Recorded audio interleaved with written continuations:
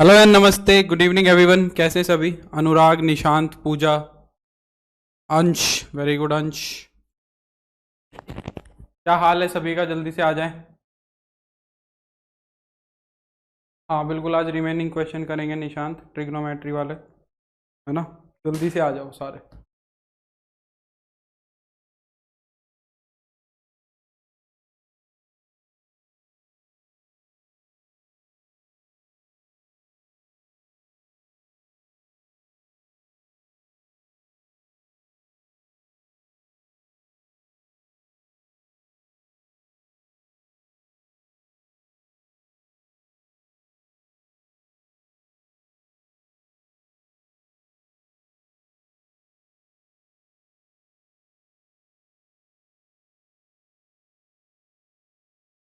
जल्दी से आ जाओ।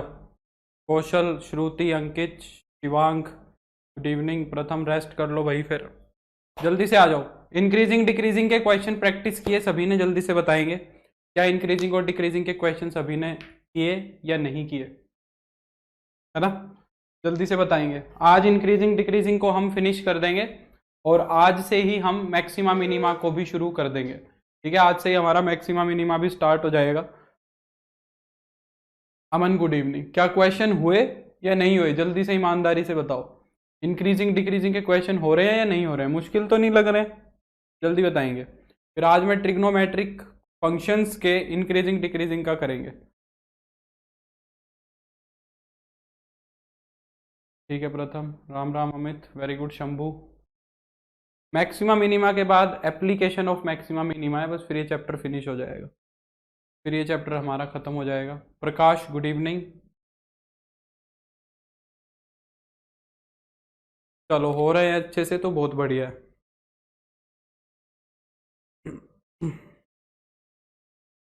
चलो सही है, आसान था तो हो रहे हैं, बहुत बढ़िया है। आज मैं ट्रिग्नोमेट्री के कराऊंगा, थोड़े से चैलेंजिंग होंगे। ट्रिग्नोमेट्री का थोड़ा सा चैलेंजिंग होगा, इतना भी नहीं होगा क्योंकि थोड़ा ट्रिग्नोमेट्री यूज होगा। ट्रिग्नोमेट्री तुम्हें पढ़े काफी दिन हो गए हैं, इसलिए हो सकता है तुम्हें थोड़ा सा परेशान करे।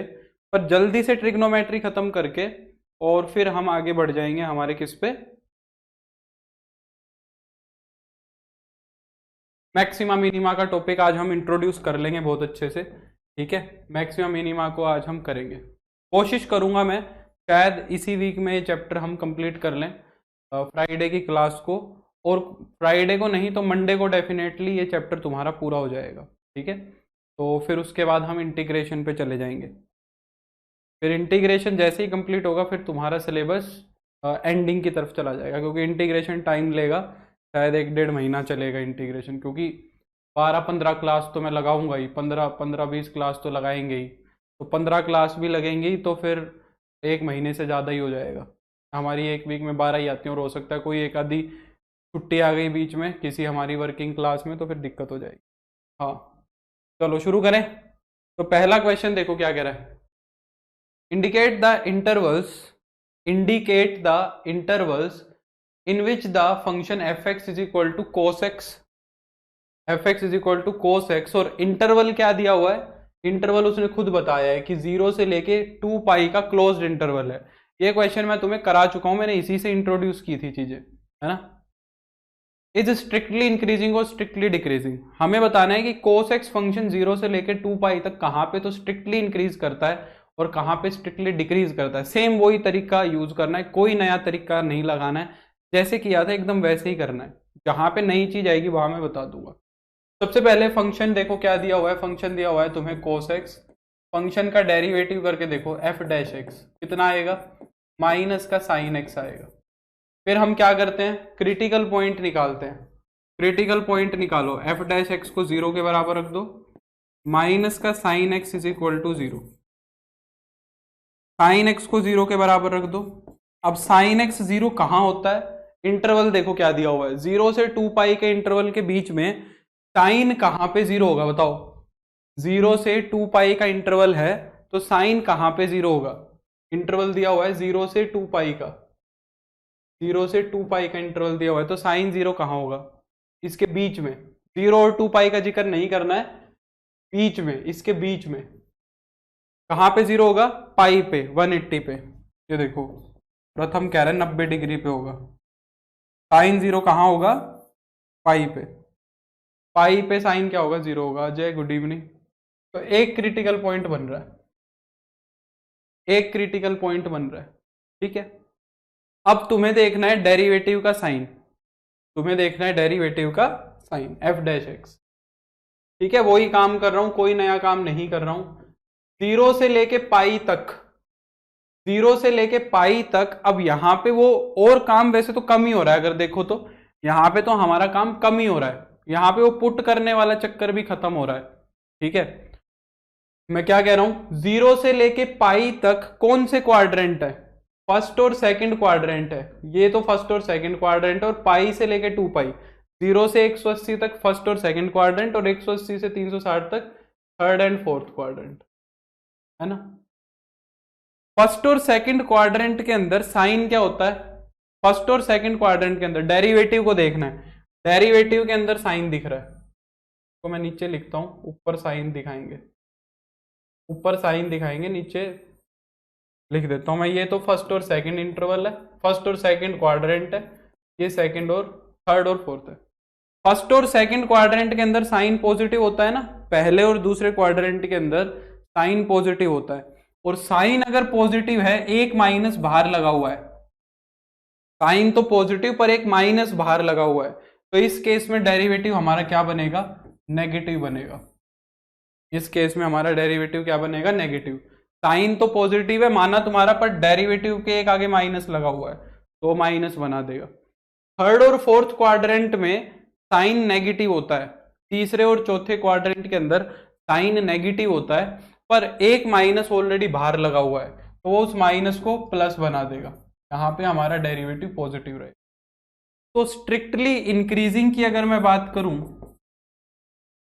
अगर मैं स्ट्रिक्टली इंक्रीजिंग की बात करूं, तो हमारा फंक्शन स्ट्रिक्टली इंक्रीजिंग कब होगा बताओ? हमारा फंक्शन स्ट्रिक्टली इंक्रीजिंग कब होगा? ये स्ट्रिक्टली इंक्रीजिंग वाला है। जीरो कहां बन रहा है? पाई पे, तो पाई को छोड़ना पड़ेगा, पाई से लेके 2 पाई के क्लोज्ड इंटरवल पे। और स्ट्रिक्टली डिक्रीजिंग कहां बन रहा है?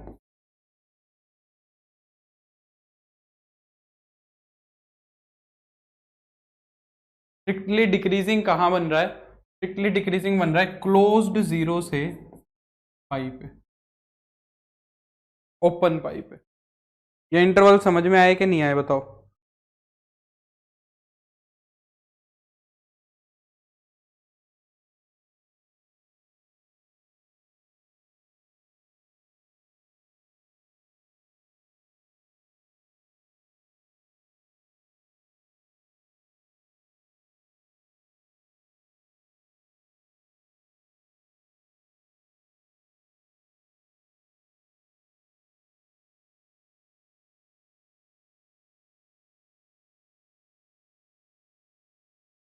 ये एकदम आसान सा क्वेश्चन हो गया हमारा।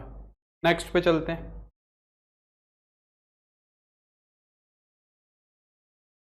ये देखो, ये तो बहुत ही ज्यादा आसान सवाल है।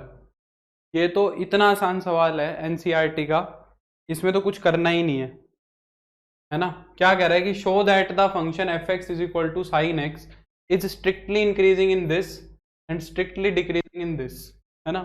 तो एफ डैश एक्स निकालो, फंक्शन का डेरिवेटिव कितना आएगा? फंक्शन का डेरिवेटिव साइन एक्स का डेरिवेटिव हो जाएगा कोस एक्स।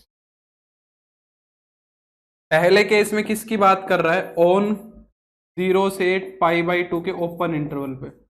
ये कौन सा क्वाड्रेंट है? फर्स्ट क्वाड्रेंट है, जीरो से पाई/2। जीरो से पाई/2 पे कोस एक्स हमेशा पॉजिटिव रहता है, रहता है कि नहीं रहता है फर्स्ट क्वाड्रेंट पे? हाँ, तो ओपन ही किया है।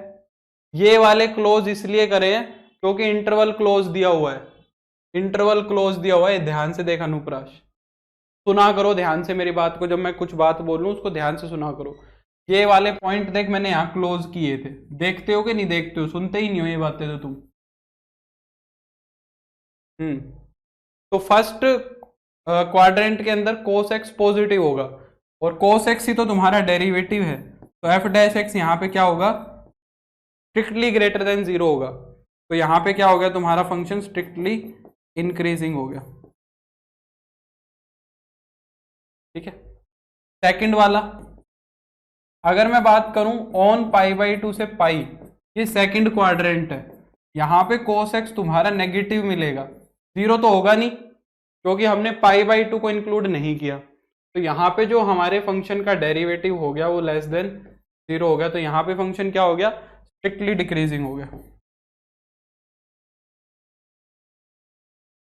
यहाँ पे फंक्शन क्या हो गया तुम्हारा, स्ट्रिक्टली डिक्रीजिंग हो गया।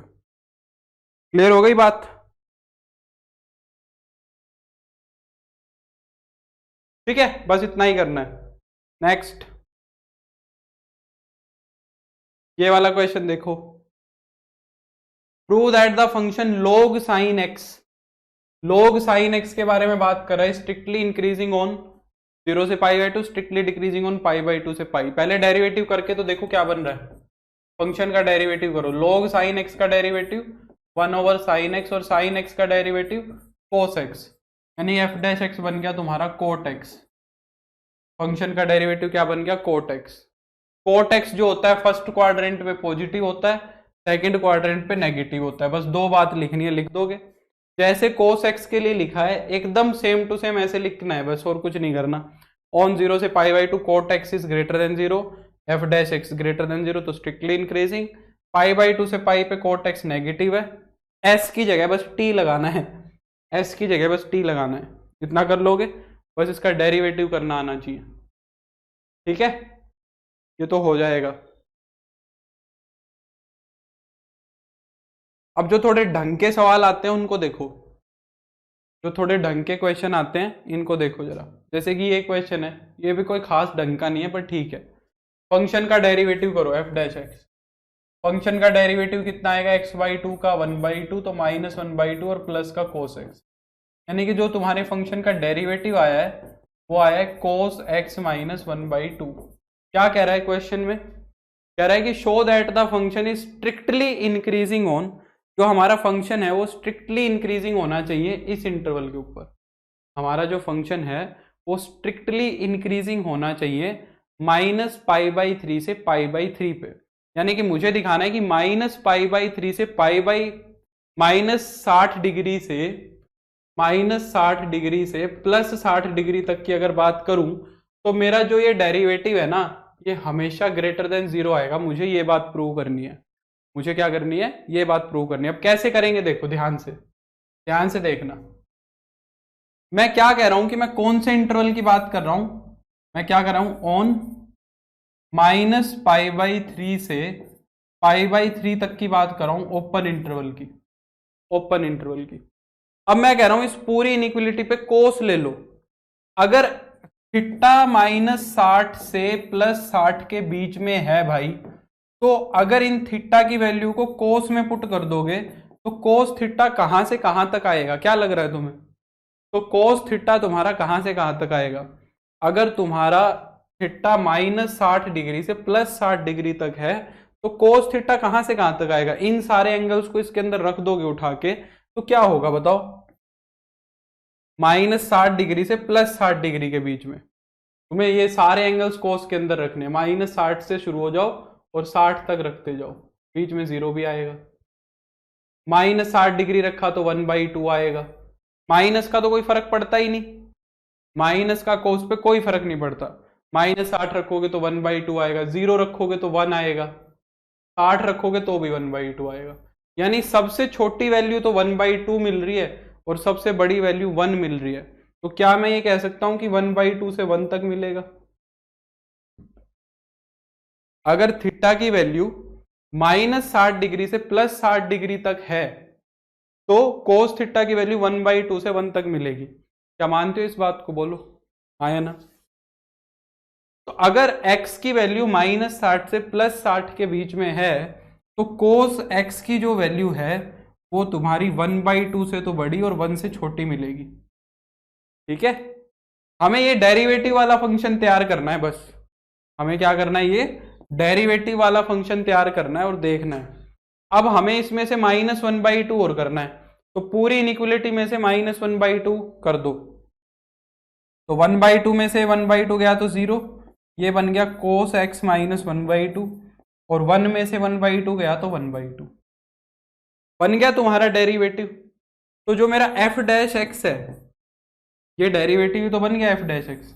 मेरा डेरिवेटिव 0 से तो बड़ा रहेगा और 1/2 से छोटा रहेगा।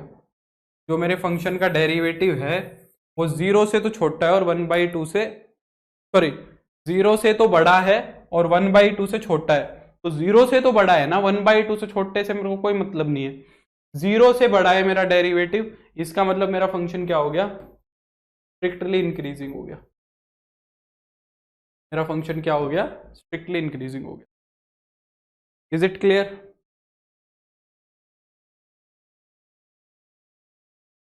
समझ रहे हो मेरी बात को? तो इसमें थोड़ा सा हमें ये काम करना पड़ा, इसकी थोड़ी सी मदद लेनी पड़ी हमें।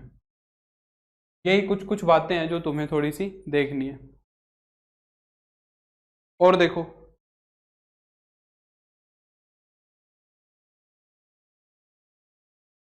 जो फालतू के सवाल है वो मैं नहीं करा रहा हूं। जैसे कि ये वाला सवाल देखो, इस सवाल को कैसे करोगे, f x is equal to tan x minus x is strictly increasing on 0 से π/2। हमें शो करना है कि ये जो हमारा इंटरवल है ये स्ट्रिक्टली इंक्रीजिंग होगा 0 से π/2 के इंटरवल पे। तो कैसे दिखाओगे, यानी कि मुझे क्या दिखाना है? हाँ बिल्कुल लिख सकते हो, F dash x is greater then 0 भी लिख सकते हो, बिल्कुल लिख सकते हो अमित। अगर मेरे को ये दिखाना है कि फंक्शन स्ट्रिक्टली इंक्रीजिंग है, यानी कि हमारा जो डेरिवेटिव है वो यहाँ पे 0 से बड़ा रहेगा, मुझे ये चीज शो करनी है। अगर मैंने कर दी तो काम हो गया। तो पहले फंक्शन का डेरिवेटिव करके देखो क्या आएगा। फंक्शन का डेरिवेटिव आएगा सीकेंट स्क्वायर एक्स माइनस 1। अगर इसी का ही कुछ कर लो तो बात बन जाएगी, अगर इसी का ही कुछ कर ले तो बात बन जाएगी। सीकेंट स्क्वायर एक्स को मैं क्या लिख सकता हूं, 1/cos स्क्वायर एक्स और माइनस का 1। और अगर मैं इसका एलसीएम ले लूं तो 1 minus cos square x upon में कोस स्क्वायर एक्स बन जाएगा, बताओ। या फिर अरे इतना मैं क्यों कर रहा हूं, सीकेंट स्क्वायर एक्स माइनस 1 क्या होता है, टेन स्क्वायर एक्स ही तो होता है, F dash x. Secant square x minus 1 तो डायरेक्ट फॉर्मूला होता है टेन स्क्वायर एक्स, है ना। और 0 से π/2 तक tan x तो पॉजिटिव होता है। 0 से π/2 के ऊपर, ऑन 0 से π/2 के ऊपर फर्स्ट क्वाड्रेंट के अंदर tan x तो तुम्हारा पॉजिटिव रहेगा। तो tan स्क्वायर एक्स तो हमेशा ही पॉजिटिव रहता है और tan स्क्वायर एक्स ही तुम्हारा क्या है, फंक्शन का डेरिवेटिव है। तो f dash x is greater then 0 है, तो फंक्शन स्ट्रिक्टली इंक्रीजिंग है। बस 2 लाइन लिखनी है। समझ रहे हो मेरी बात को?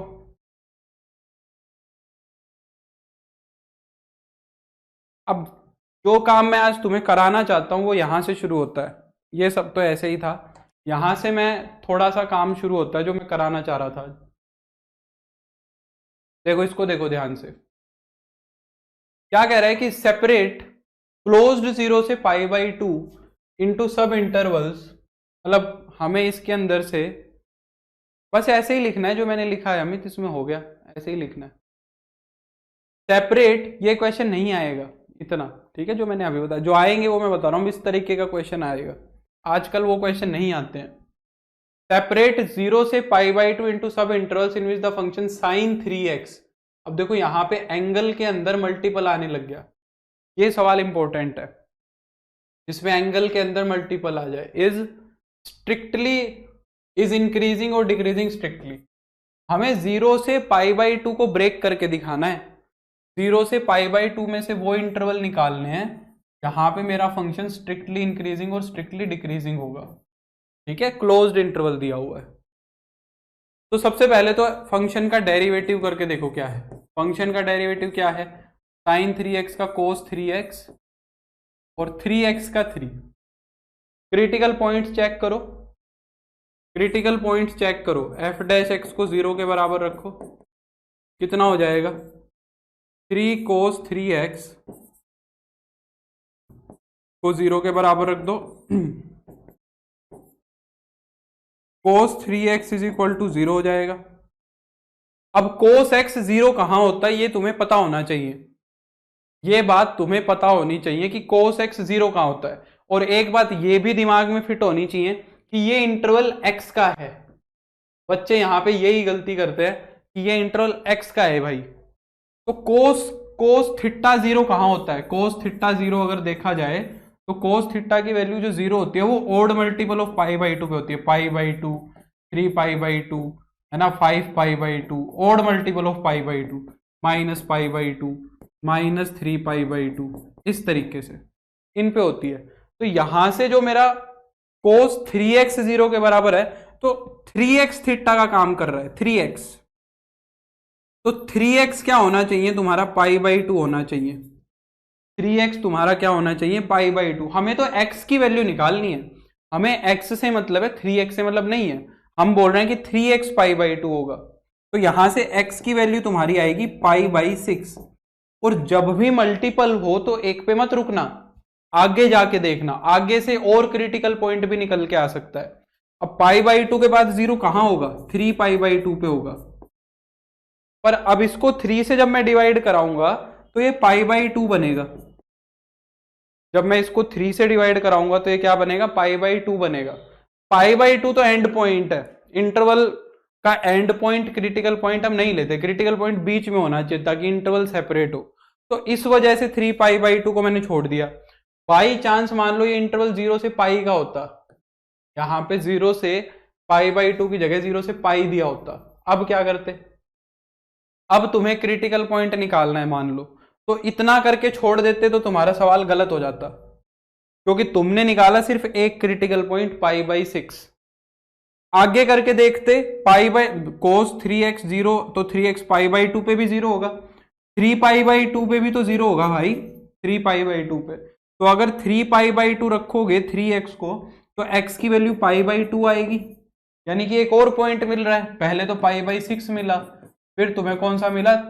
π/2 मिला। x की वैल्यू देखनी है मुझे, तो यहां से x की वैल्यू π/2।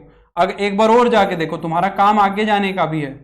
5π/2, 5π/2 को जब 3 से डिवाइड कराओगे तो कितना आएगा? 5π/6 आएगा। 5π/6 कितना है? पाई से छोटा है, देखो 5/6 है तो पाई से छोटा, ये भी आ रहा है। देखो एक क्रिटिकल पॉइंट और बन रहा है यहाँ पे, 5π/6, ये भी बनेगा क्रिटिकल पॉइंट, ये भी क्रिटिकल पॉइंट बनेगा। और आगे जाके देखो, और अगला लूंगा तो 7π/6, अब 3 से डिवाइड, 7π/2, अब 3 से डिवाइड करा के देखो, जब अब मैं 3 से डिवाइड कराऊंगा तो कितना हो जाएगा? 7π/6। ये पाई से बड़ा हो गया, ये पाई से बाहर गया, तो यहां मेरे को रुकना है, ये बात पता लग गई।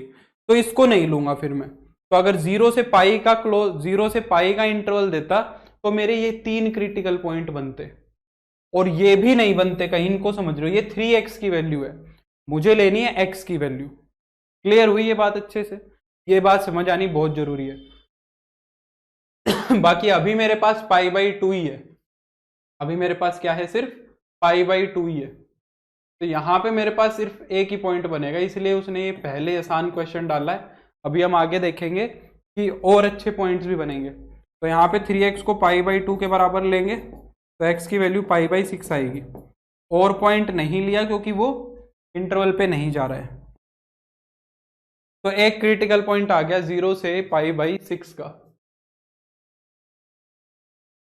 अब तुम्हें कई बार समस्या मिलेगी, अब यहां पे देखो, यानी कि 30 डिग्री की बात कर रहे हो और यहां 90 डिग्री है और यहां 0 है।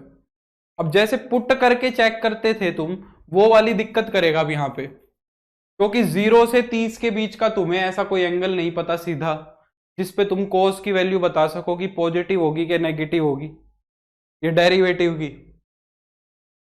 या यहां पे तो तुम्हारी बात बन भी सकती है वैसे, 3x करना है ना, x की वैल्यू रखो ऐसी, x की ऐसी वैल्यू रखो जिसपे तुम्हें 3x की वैल्यू पता हो, x की ऐसी वैल्यू रखनी है जिसपे 3x की वैल्यू तुम्हें पता हो। तो 0 से 30 डिग्री के बीच में, देखो लिखना रेडियन में पर समझ लेना डिग्री में, लिख के तो रेडियन में ही आना है पर समझ लेना डिग्री में। अब 0 से 30 के बीच में एक ऐसा एंगल रखो जिसपे तुम्हें 3x की वैल्यू पता हो। तो जैसे 15 रखोगे, यहां 15 रखोगे तो 45 बन जाएगा, 45 तुम्हें पता है। यहाँ पे अगर तुम 20 रखोगे तो 60 बन जाएगा, तुम्हें पता है ना।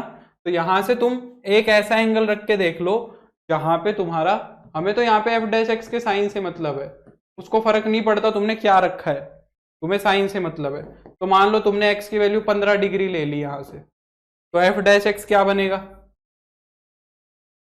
एफ डैश एक्स आएगा तुम्हारा 3 कोस 3 इंटू 15, यानी कि कोस 45 बन रहा है। कोस 45 कितना होगा 1/√2, यानी कुल मिला के पॉजिटिव आ रहा है ना, कुल मिला के साइन क्या आ रहा है, पॉजिटिव आ रहा है, तो यहां पे डेरिवेटिव पॉजिटिव है। ये बात समझ आती है। अब 60 से 90 के बीच में एक ऐसा एंगल लो, 60 से 90 के बीच में एक ऐसा एंगल लो जिसका 3 गुना तुम्हें पता हो, जिसका 3 टाइम्स तुम्हें पता हो, जिसका 3 टाइम्स तुम्हें पता हो। फिर मैं तुम्हें इसका एक स्टैंडर्ड तरीका बताऊंगा जो सबसे आसान है, ये कचरा नहीं करना पड़ेगा। ये कई बच्चों को ये चीज समझ आती है, इसलिए मैं वो कराने की कोशिश कर रहा हूं। बाकी मैं तो कभी रिकमेंड नहीं करता ये करने को, ठीक है, मैं तो कभी नहीं रिकमेंड करूंगा ये चीज। तो यहां से अब कोई एंगल लेके देख लो तुम, बीच का कोई भी एक एंगल, 70 लोगे तो 70 का बनेगा, 70 ले सकते हो तो 210 डिग्री बनेगा।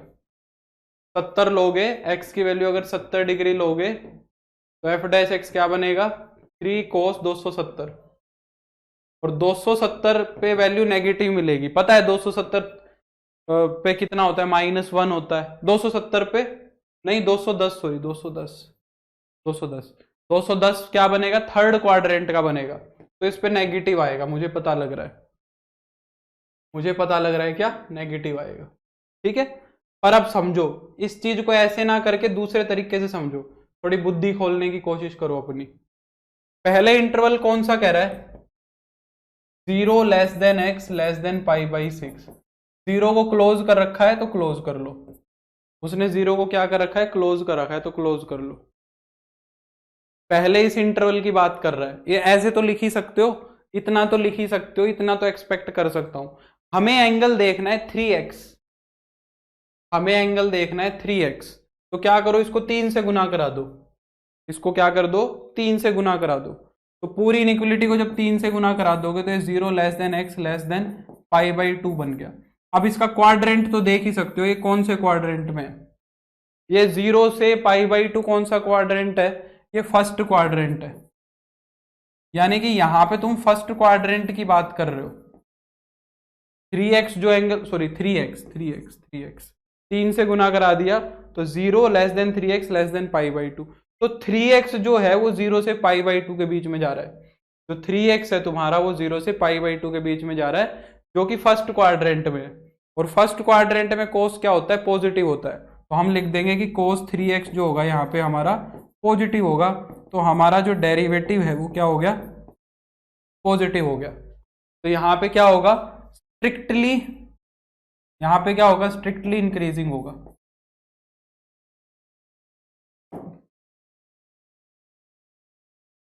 लेस देन इक्वल टू नहीं लेंगे ना, स्ट्रिक्टली बनाना है भाई, प्रथम स्ट्रिक्टली बनाना है। स्ट्रिक्टली में क्रिटिकल पॉइंट नहीं लेते भाई, नहीं लेते, कितनी बार बताऊं, स्ट्रिक्टली में क्रिटिकल पॉइंट π/6 ले लिया, तो π/6 पे तो डेरिवेटिव 0 था, क्यों नहीं समझ आ रही तुम्हें ये बात। अब दूसरे वाले में क्या करना है, जब तुम्हारा x कहां से कहां तक है, 0 π/6 से तो बड़ा है और π/2 या उससे छोटा है, π/6 या उससे बड़ा और π/2 या उससे छोटा है।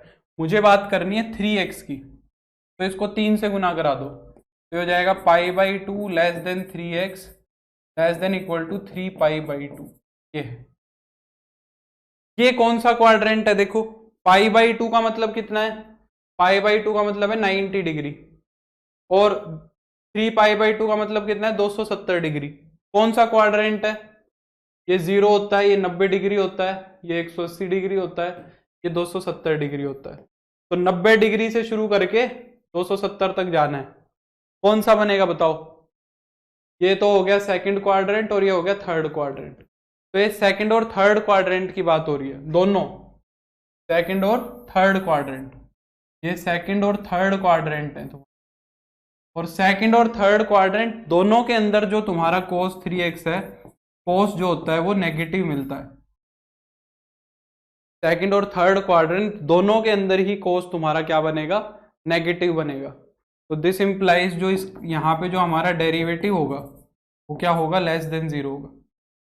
तो ये वाला इंटरवल किसका हो गया, स्ट्रिक्टली डिक्रीजिंग का हो गया। स्ट्रिक्टली डिक्रीजिंग कहाँ हो जाएगा, ये इंटरवल कैसे लिखा जाएगा, ओपन π/6 से π/2 का क्लोज्ड। ये इंटरवल देखना है, ये x की वैल्यू ये लेके चले हो, ठीक है, ये इंटरवल बने हैं, ये 3x वाला मत देख लेना, ये इंटरवल है। स्ट्रिक्टली इंक्रीजिंग कहाँ है, क्लोज्ड 0 से ओपन π/6। 10 होगा तो 10 के हिसाब से देखेंगे अमित, 10 होगा तो 10 के हिसाब से, जो भी ट्रिग्नोमेट्रिक फंक्शन होगा उसके अकॉर्डिंग देखेंगे। बाकी तुम्हें मोस्टली साइन और कोस ही मिलेगा। अब इसके अंदर जो सबसे अच्छे क्वेश्चन बनते हैं वो ऐसे बनते हैं, देखो मैं कराता हूं एक क्वेश्चन, जैसे कि ये वाला क्वेश्चन देखो, ये सबसे ज्यादा समस्या करने वाला सवाल है। अगर ये समझ लिया तो सारे हो गए, इसमें सबसे ज्यादा काम है करने का, इस क्वेश्चन के अंदर सबसे ज्यादा काम है, ठीक है।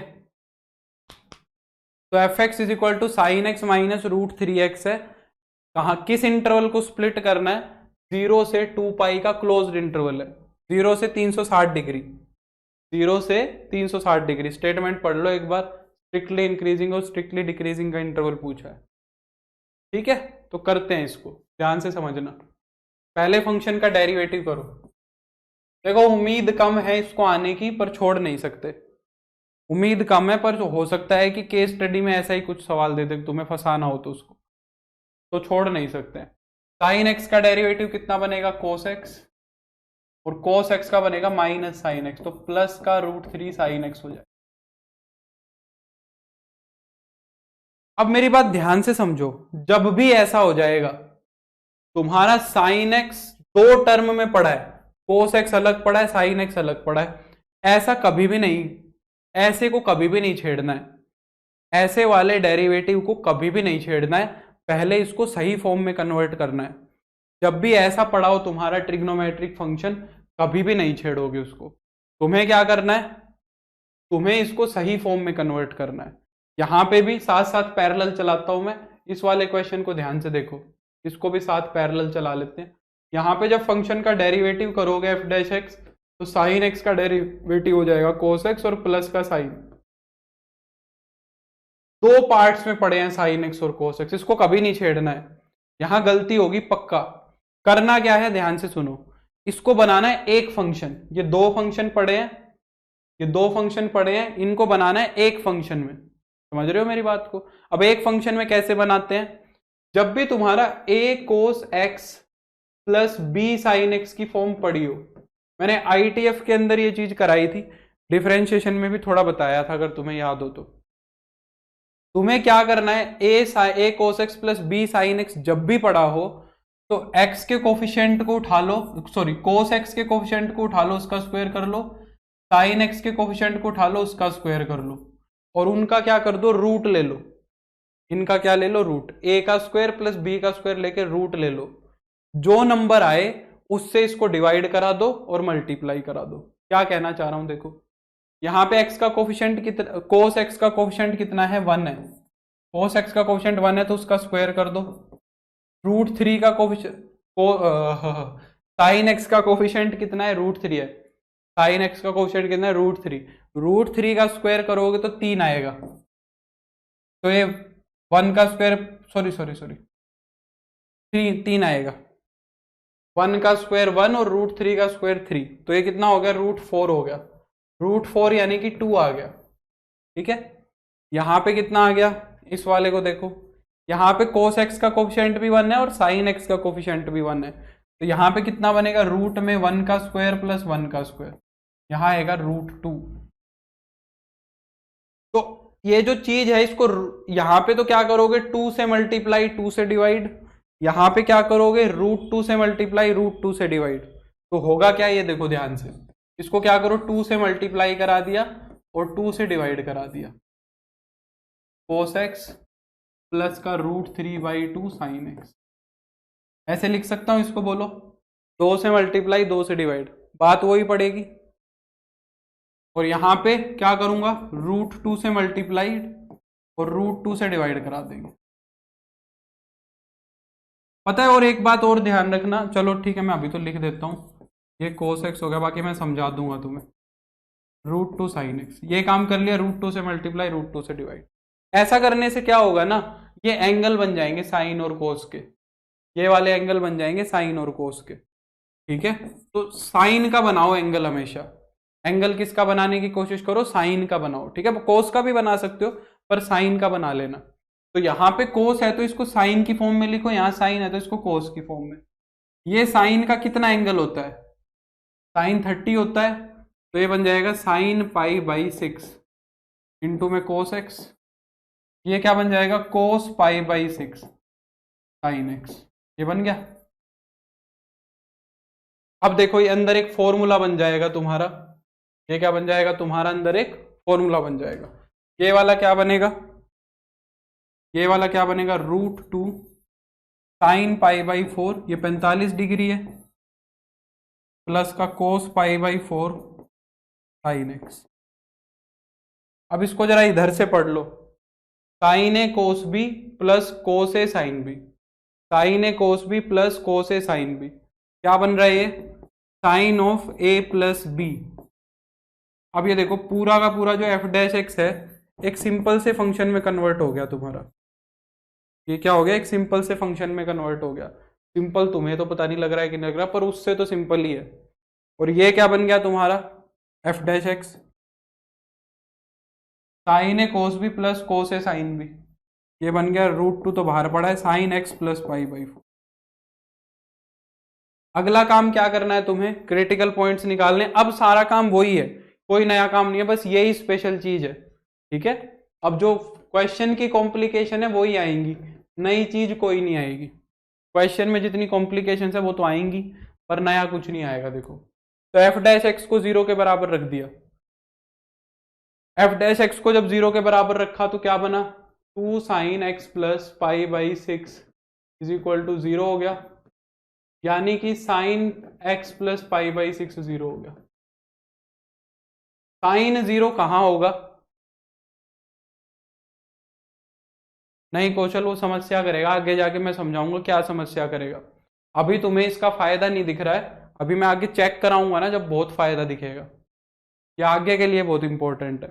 तो साइन 0 कहां होता है, साइन 0 कहां होता है, एक तो 0 पे ही होता है, साइन 0 कहां होता है, एक तो 0 पे ही हो जाता है, फिर कहां होता है, फिर 180 पे हो जाता है, पाई पे हो जाता है, फिर 2 पाई पे हो जाता है, फिर 3 पाई पे हो जाता है ना।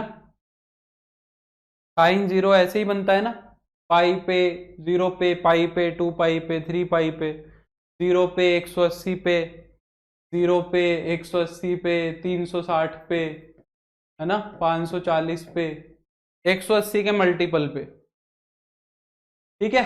तो यानी कि यहां से जो x प्लस π/6 की वैल्यू है वो क्या क्या हो सकती है भाई, x प्लस π/6 की वैल्यू 0 हो सकती है,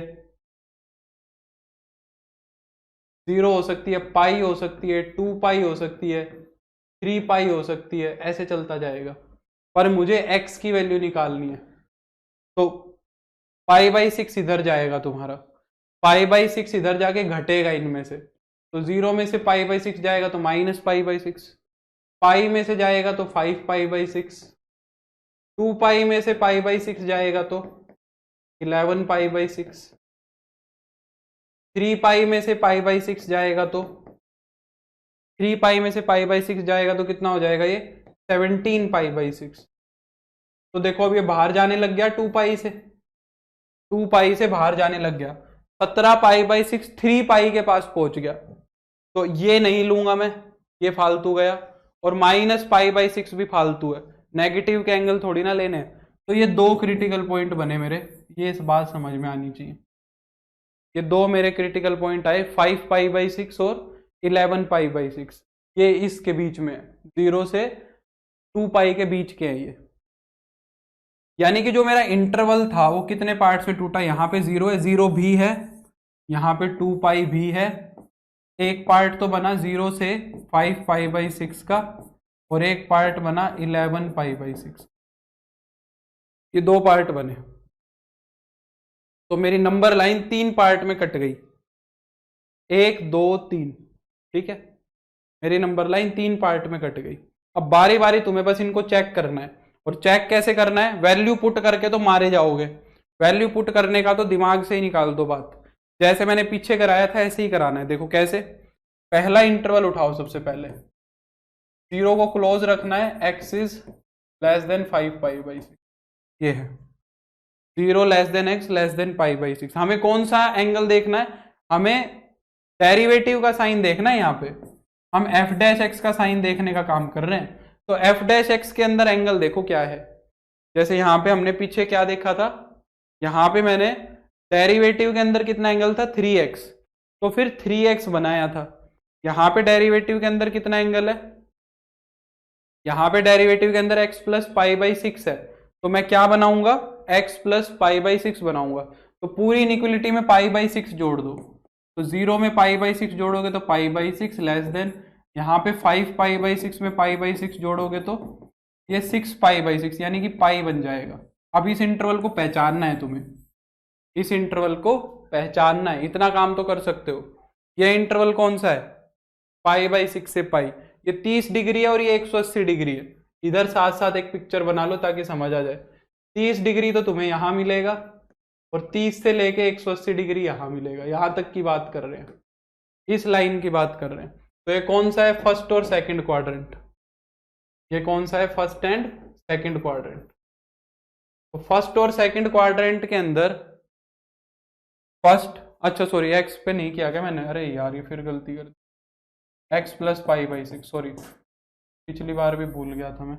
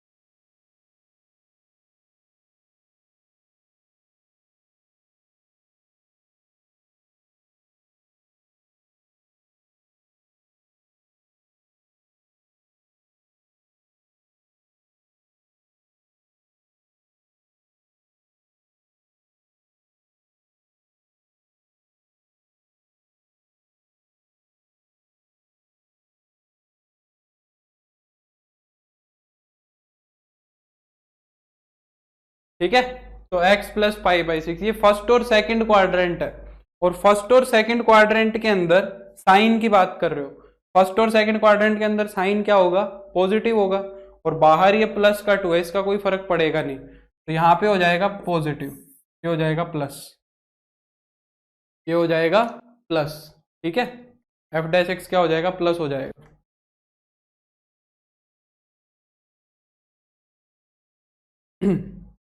फिर सेकंड पे आओ, ठीक है, यहां पे हम क्या कह देंगे, ये यहां लिखना चाहो तो लिख दो, नहीं तो यहां रिप्रेजेंट कर दो, वो भी काफी है, यहां रिप्रेजेंट कर दो, पर ये काम करके दिखाना पड़ेगा।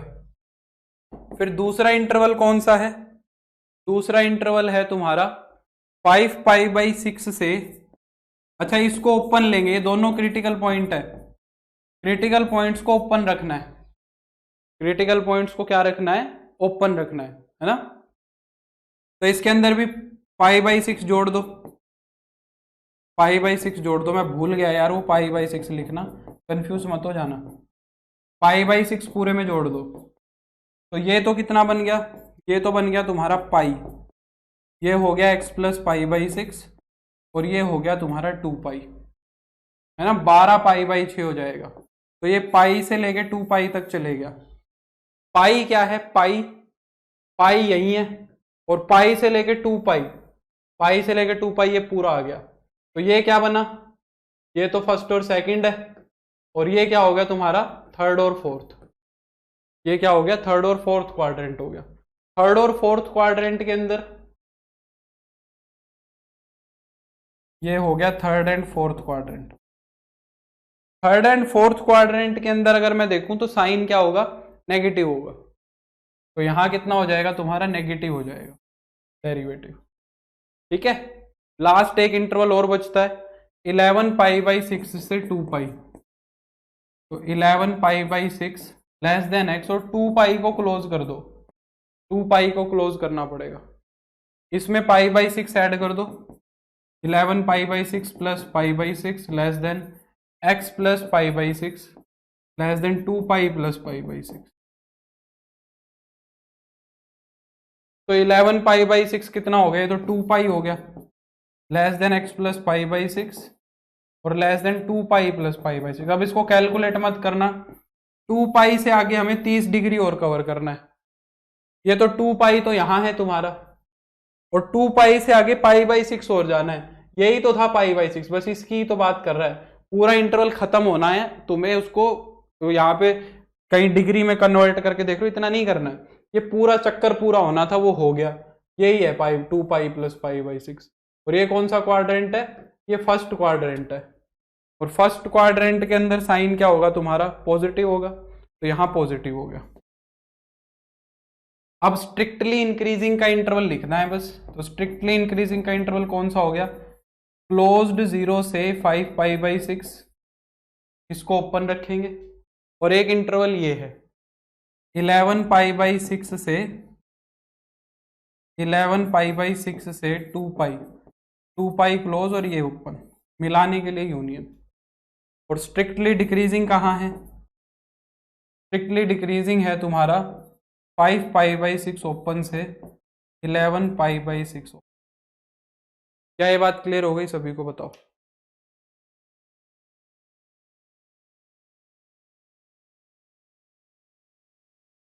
हाँ करेंगे शंभू, जल्दी बताओ। हाँ थोड़े से लेंथी क्वेश्चन है ये, बाकी समझ आया कि नहीं आया। इसको एकदम सेम टू सेम ऐसे ही प्रोसीड करना है जो फर्स्ट वाला क्वेश्चन में लेके चल रहा था। फर्स्ट वाला क्वेश्चन जो मैं लेके चल रहा था, तो यहाँ पे sign x plus pi by 4 को 0 के एकदम फोटोकॉपी ऐसे ही चलेगा। इसको 0 के बराबर रखोगे तो यहाँ से x की एक वैल्यू तो आएगी, कौन सी, पाई माइनस पाई बाई 4, एक वैल्यू आएगी 2 पाई माइनस पाई बाई 4। ठीक है, तो यहां से x आ गया तुम्हारा, एक तो 3 पाई बाई 4 और एक आ गया तुम्हारा 7 पाई बाई 4। ये आ गए, समझ आई मेरी बात।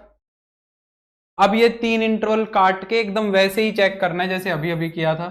क्लोज्ड 0 है, फिर 3 पाई बाई 4 है, फिर 7 पाई बाई 4 है, और फिर तुम्हारा कौन सा है, 2 पाई है। कर लोगे अब आगे बताओ, इसको कर लेंगे, इसको होमवर्क में ले लो, जैसे मैंने अभी सेकंड पार्ट किया एकदम वैसे ही इसको ट्राई करना, वैसे ही एकदम इसको आगे करना। ठीक है, एक ये वाला क्वेश्चन और देख लो लास्ट, फिर मैक्सिमा मिनिमा शुरू करते हैं, फिर मैक्सिमा मिनिमा को शुरू करते हैं। Show that the function f x is equal to cot inverse sine x plus cos x is a strictly decreasing function on the interval 0 से पाई बाई 4। हमें शो करना है कि ये जो फंक्शन दिख रहा है coat inverse sine x plus cos x is a strictly decreasing function, ये स्ट्रिक्टली डिक्रीजिंग फंक्शन है ऑन द इंटरवल ओपन 0 से पाई बाई 4। ओपन 0 से पाई बाई 4 पे क्या है, स्ट्रिक्टली डिक्रीजिंग है। ठीक है तो ये क्या होगा, पहले इसका डेरिवेटिव करके देखेंगे। एफ डैश एक्स कितना होगा, कोट इनवर्स एक्स का डेरिवेटिव कितना होता है, माइनस का 1 ओवर 1 प्लस एक्स स्क्वायर, यानी कि sign x plus cos x का होल स्क्वायर, और इनटू में sign x plus cos x का डेरिवेटिव। साइन एक्स का डेरिवेटिव कितना होगा, साइन एक्स का डेरिवेटिव कोस एक्स होगा, और कोस एक्स का माइनस का साइन एक्स होगा। अगर माइनस को अंदर ले जाओ, माइनस को अगर अंदर ले जाओ तो हो जाएगा साइन एक्स माइनस का कोस एक्स अपॉन में 1 plus sign x plus cos x का होल स्क्वायर हो जाएगा। ये आ गया। अब मुझे दिखाना है कि 0 से पाई बाई 4 के ऊपर जो मेरा डेरिवेटिव है, 0 से पाई बाई 4 के ऊपर जो मेरा डेरिवेटिव है वो लेस देन 0 आएगा, वो नेगेटिव आएगा। अगर मेरा ये डेरिवेटिव लेस देन 0 आएगा तभी तो मैं ये बात कहूंगा कि ये मेरा क्या बनेगा, स्ट्रिक्टली डिक्रीजिंग बनेगा। अब ये बात कैसे दिखाओगे कि साइन एक्स, और देखो अब तुम्हें ये दिखाना है कि डेरिवेटिव पूरा नेगेटिव बनेगा 0 से π/4 पे, ठीक है। अब एक तरीका तो यह है कि प्रॉपरली अब यहां से पहले तुम क्रिटिकल पॉइंट निकालो और सारा काम करो, पर उसको मैं रिकमेंड नहीं करूंगा। मैं यहाँ पे तुम्हें एक छोटा सा कंसेप्ट सिखाना चाहूंगा जो तुम्हें काम आएगा, वो कंसेप्ट सिखाने के लिए ही मैंने ये क्वेश्चन उठाया है। देखो अगर 0 से पाई के इंटरवल की बात, 0 से π/2 के इंटरवल की अगर बात करते हो, यहां 0 और यहां π/2 है। अगर मैं बात करूं 0 से π/2 पे साइन के ग्राफ की, तो साइन का ग्राफ ऐसा जाता है, तुम्हें पता है 0 पे 0 होता है और π/2 पे 1 होता है। ये साइन एक्स का ग्राफ है। और कोस एक्स का ग्राफ, कोस एक्स का ग्राफ 0 पे तो 1 होता है और π/2 पे 0 होता है। कोस एक्स का ग्राफ कुछ ऐसा होता है, कोस एक्स का ग्राफ कुछ ऐसा होता है। ये वाला ग्राफ किसका है, ये वाला ग्राफ कोस एक्स का है, ये वाला ग्राफ तुम्हारा कोस एक्स का है। समझ आ रही है मेरी बात? अब ये वाला पॉइंट कौन सा होगा, यहां 1 वैल्यू है, जहां पे दोनों की सेम वैल्यू है। ये वाला पॉइंट है तुम्हारा π/2, जहां पे π/4 सॉरी 45 डिग्री, जहां पे इन दोनों की वैल्यू क्या है, सेम है। अब जरा मेरे को एक बात बताओ कि 0 से π/4 के ऊपर किस फंक्शन की वैल्यू ज्यादा है। मुझे ये बताओ कि 0 से π/4 के ऊपर, अगर मैं 0 से π/4 इंटरवल की बात करूं, 0 से 45 डिग्री की बात करूं, तो किस फंक्शन ने ज्यादा वैल्यू ली है, साइन एक्स ने ज्यादा ली है कि कोस एक्स ने। इस साइड के ग्राफ को भूल जाओ, इतना इतना ग्राफ देखो बस। तो इतने इतने ग्राफ से क्या पता लग रहा है कौन सा ग्राफ ऊपर है और कौन सा ग्राफ नीचे है। ये वाला ग्राफ ऊपर है, कोस की वैल्यू ज्यादा है और साइन की वैल्यू कम है, मानते हो? 0 से π/4 के ऊपर कोस ज्यादा है और साइन कम है। तो 0 से π/4 के इंटरवल पे जो कोस एक्स फंक्शन है ना, वो हमेशा साइन एक्स से बड़ा रहता है। ये बात घुसी दिमाग में? 0 से π/4 के ऊपर जो हमारा फंक्शन है कोस एक्स, वो साइन एक्स से हमेशा बड़ा रहता है। और अगर मैं आगे की बात करूं, 0 से π/2 सॉरी π/4 से अगर मैं π/2 की बात करूं, π/4 से π/2 की अगर मैं बात करूं, बताओ। अब पीछे वाला भूल जाओ, यहां पे कौन बड़ा हो गया, यहां पे साइन एक्स बड़ा हो गया, कोस एक्स छोटा हो गया। तो यहां पे हम क्या लिखेंगे कि साइन एक्स जो है ना, वो कोस एक्स से बड़ा है, sign x is greater then cos x है। मैं ये बात बोलूंगा, π/4 से π/2 पे साइन एक्स बड़ा है कोस एक्स से। अब ये बात मैंने तुम्हें क्यों समझाई है, क्योंकि इसी सवाल के अंदर वो ये भी लिख सकता है π/4 से π/2। हमें किस इंटरवल पे बोला है, हमें बोला है ऑन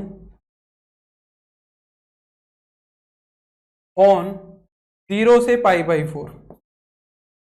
अगर मैं 0 से π/4 के ऊपर बात करूं, तो कोस एक्स जो है वो साइन एक्स से बड़ा है। 0 से π/4 के ऊपर कोस एक्स जो है वो साइन एक्स से बड़ा है। तो ये ये न्यूमरेटर नेगेटिव होगा कि पॉजिटिव होगा, बताओ। ये जो न्यूमरेटर दिख रहा है तुम्हें, ये न्यूमरेटर पॉजिटिव होगा कि नेगेटिव? कोस एक्स बड़ा है, साइन एक्स छोटा है, ये ज्यादा है, ये कम है। तो नेगेटिव वाला ज्यादा है, पॉजिटिव वाला कम है। तो जो डेरिवेटिव है f'(x), ये वाली चीज तो ऊपर वाली तो नेगेटिव हो गई, और नीचे वाली को ध्यान से देखो, 1 में हमने कुछ ये स्क्वायर जोड़ा है, नीचे वाली चीज हमेशा पॉजिटिव है कि नहीं है? देखो sign x plus cos x का स्क्वायर है, स्क्वायर तो हमेशा 0 या 0 से बड़ा होता है, और अगर उसमें 1 जोड़ दोगे तो और बड़ा हो जाएगा। तो ये नीचे वाली चीज तो हमेशा पॉजिटिव ही है, नीचे वाली चीज का कोई लेना देना नहीं है, ऊपर वाली चीज डिसाइड करेगी। तो ऊपर वाली चीज अब क्या बन रही है, नेगेटिव बन रही है। तो f'(x) को हम क्या बोलेंगे, नेगेटिव बोलेंगे। तो इस इंटरवल के ऊपर हमारा फंक्शन स्ट्रिक्टली डिक्रीजिंग है। अगर वो π/4 से π/2 की बात करता, अगर वो इस इंटरवल की बात करता π/4 से π/2 पे, तो ये ऊपर वाला पॉजिटिव हो जाता और उस पे फंक्शन स्ट्रिक्टली इंक्रीजिंग हो जाता। समझ में आई बात? तो ये हमारा काम है स्ट्रिक्टली इंक्रीजिंग और स्ट्रिक्टली डिक्रीजिंग का। समझ आ गई अच्छे से। हालांकि यहाँ से जो आएगा तुम्हारा एक केस स्टडी क्वेश्चन आएगा, उसमें इतना हाई फाई मुझे नहीं लगता कि पूछेगा, पर क्या पता भाई पूछ भी ले, फंक्शन ही ट्रिग्नोमेट्रिक डिफाइन कर दे तो ये करना पड़ेगा। सर ऊपर भी माइनस है तो उसकी वजह से पॉजिटिव नहीं होगा। अरे तो नीचे कौन सा माइनस है भाई देवेश, नीचे तो पॉजिटिव ही है सारा। तो जैसे पिछला क्वेश्चन किया वैसे तो करना ही नहीं, वैसे तो करना ही नहीं। शिवांग क्लियर हो गया बात। तो ये तुम्हारा इंक्रीजिंग डिक्रीजिंग था।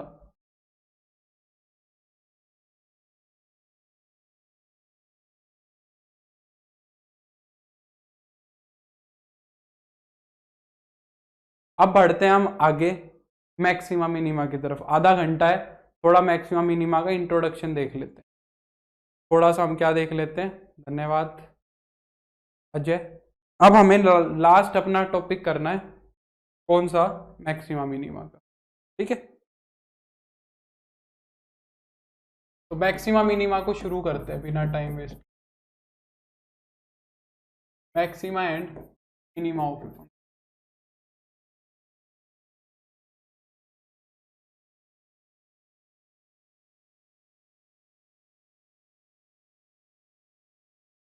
एक फंक्शन का मैक्सिमा और मिनिमा क्या होता है। सर स्कूल में ओनली इजी क्वेश्चन कराते हैं, कोई बात नहीं।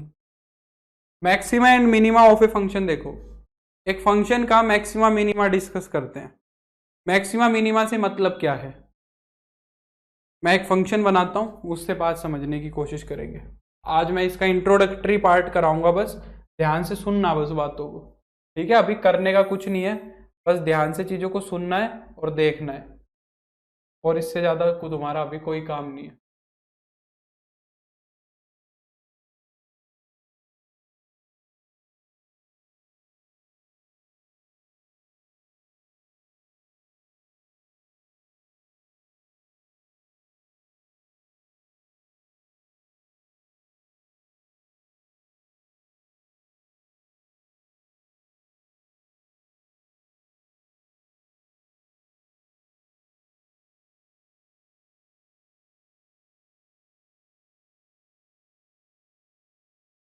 ठीक है भाई,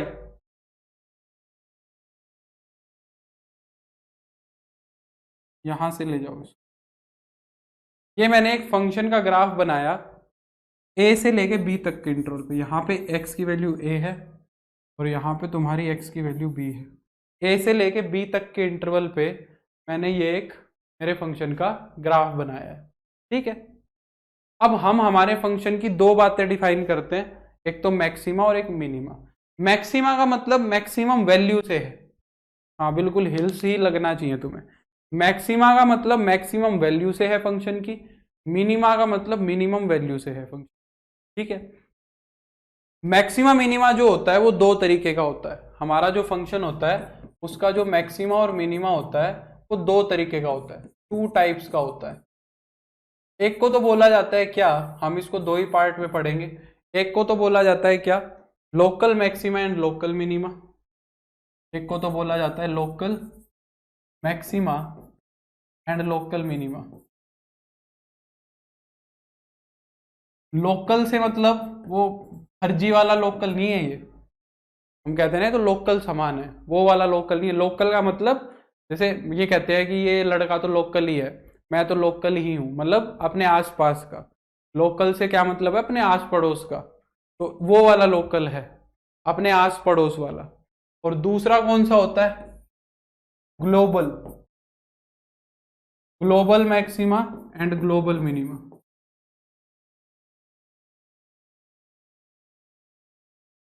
ग्लोबल मैक्सिमा और ग्लोबल मिनिमा, इसके लिए हम एक दूसरा वर्ड भी यूज कर लेते हैं, एब्सोल्यूट मैक्सिमा और एब्सोल्यूट मिनिमा।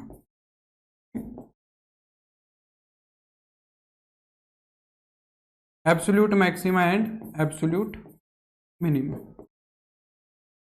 ये इसको हम दो वर्ड से यूज कर लेते हैं। ग्लोबल का मतलब क्या है, ग्लोबल का मतलब हो गया तुम्हारा जो पूरे संसार, ग्लोब का मतलब क्या होता है, पूरी अर्थ, पूरी दुनिया। तो ग्लोबल मतलब जो सबसे बड़ा है, ठीक है, तो हम ये दो तरीके का मैक्सिमा मिनिमा डिस्कस करते हैं। अब जरा इस ग्राफ को ध्यान से देखो, ये जो फंक्शन का ग्राफ तुम्हारे सामने है, अगर इसको ध्यान से समझ लोगे ना, जो मैं आधा घंटा कराऊंगा, ये सारा कंसेप्ट खत्म हो जाएगा तुम्हारा। इस ग्राफ को ध्यान से देखो, यहां पे तुम्हें कुछ स्पेशल पॉइंट्स मैं दिखाता हूं जिनको तुम्हें ध्यान से देखना है। ठीक है, एक पॉइंट तो देखो ये वाला, एक पॉइंट तो ये वाला, एक पॉइंट ये वाला, एक पॉइंट ये वाला,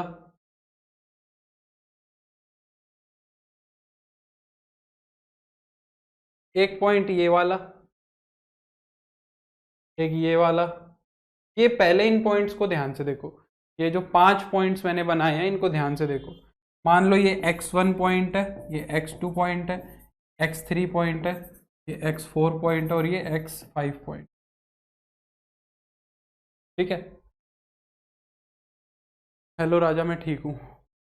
जरा इन पॉइंट्स को ध्यान से देखो, अगर मैं तुम्हें बोलूं इन सारे पॉइंट्स x1 से लेके x5 तक के पॉइंट्स को, और मैं तुम्हें बोलूं इनका थोड़ा सा नेबरहुड बनाओ, इन पॉइंट्स का थोड़ा सा आस पड़ोस बनाओ, x1 का, x2 का, x3 का, x4 का।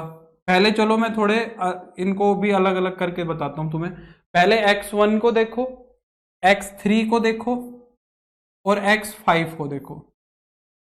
इन पॉइंट्स को ध्यान से देखो, x1, x3 और x5, इनके नेबरहुड का जो ग्राफ बन रहा है वो तुम्हें कुछ ऐसा दिख रहा है। इनके नेबरहुड का जो ग्राफ है वो इतना इतना ऐसे दिख रहा है तुम्हें। ये इनके जो नेबरहुड का ग्राफ बन रहा है आस पड़ोस का x1 के साथ, वो ये बन रहा है कि नहीं बन रहा बताओ। यहां पे हर जगह ये वाली शेप बन रही है, उल्टा यू बन रहा है कि नहीं बन रहा है। अगर तुम कहीं भी देखोगे तो तुम्हें इन x1, x3 और x5 के ऊपर ये वाली शेप बन रही है। जो हमारा जो स्पेशल पॉइंट है वो x डैश यहां है, बीच में है कि नहीं है। ऐसा कुछ बन रहा है। इन 3 पॉइंट्स को अगर तुम देखोगे, x1, x3 और x5, यहां पे ग्राफ ऐसा है। जरा मुझे अब एक बात बताओ, इन तीनों पॉइंट्स को अगर मैं कंबाइंडली एक बात बोलूं कि इस पॉइंट के आसपास के कोई भी पॉइंट्स ले लो, इस पॉइंट के आसपास के कोई भी पॉइंट्स ले लो भाई, अगर मैं सारी की सारी बात करूं तो जो ये x डैश पॉइंट है इसके ऊपर फंक्शन की सबसे ज्यादा वैल्यू है। जो इसके अगल बगल के पॉइंट है वहां पे फंक्शन की जो वैल्यू है वो बाकी सारे पॉइंट से कम है, ज्यादा है। अगर मैं तुम्हें बोलूं कि इस पॉइंट के ऊपर फंक्शन की वैल्यू जो है वो सबसे ज्यादा है और इसके आस पड़ोस का कोई भी पॉइंट लोगे तो उस पे वैल्यू तुम्हें कम दिख रही है कि नहीं दिख रही बताओ। अगर इसके आस पड़ोस से कोई भी पॉइंट लोगे तो उसके ऊपर फंक्शन की वैल्यू तुम्हें कम दिख रही है कि नहीं दिख रही इस पॉइंट से।